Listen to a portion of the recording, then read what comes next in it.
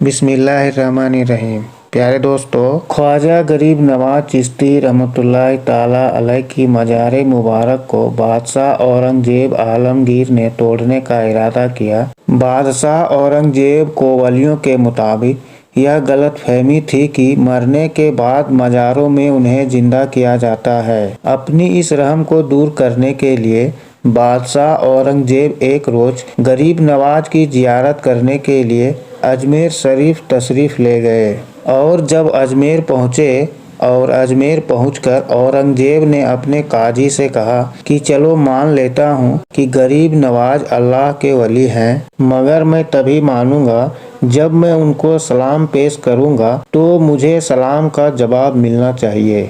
अगर मेरे सलाम का जवाब मुझे नहीं मिला तो मैं मजार शरीफ को तोड़ दूंगा। तो औरंगजेब आलमगीर जब मजार पर पहुंचे और हाजिरी दी, वहां पर एक अदना सा शख्स बैठा हुआ था।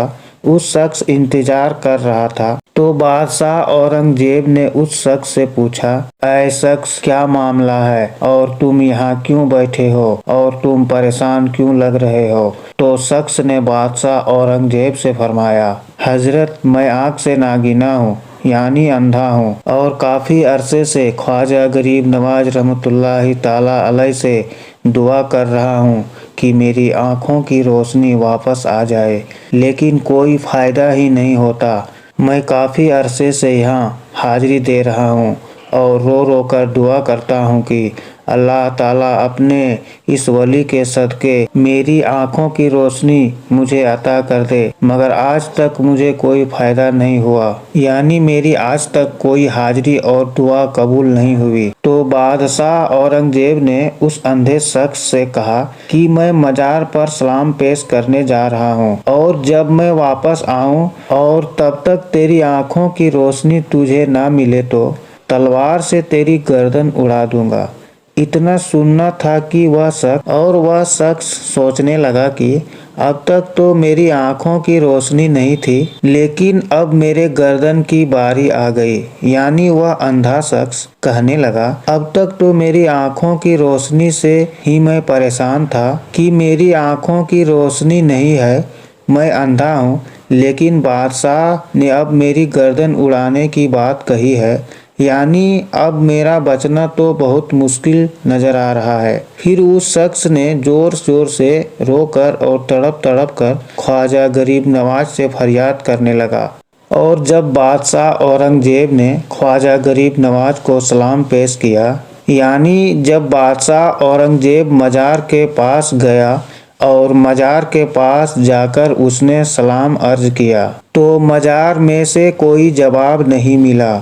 जब बादशाह औरंगजेब ने एक मर्तबा सलाम पेश किया तो जवाब नहीं मिला।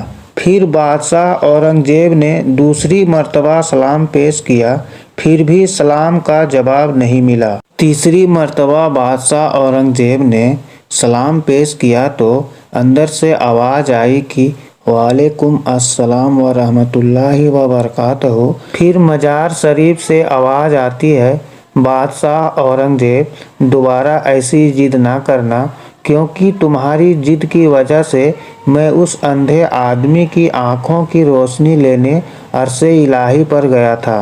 सुभान अल्लाह, और इसी वजह से तुम्हारे सलाम के जवाब देने में देर हो गई। सुभान अल्लाह।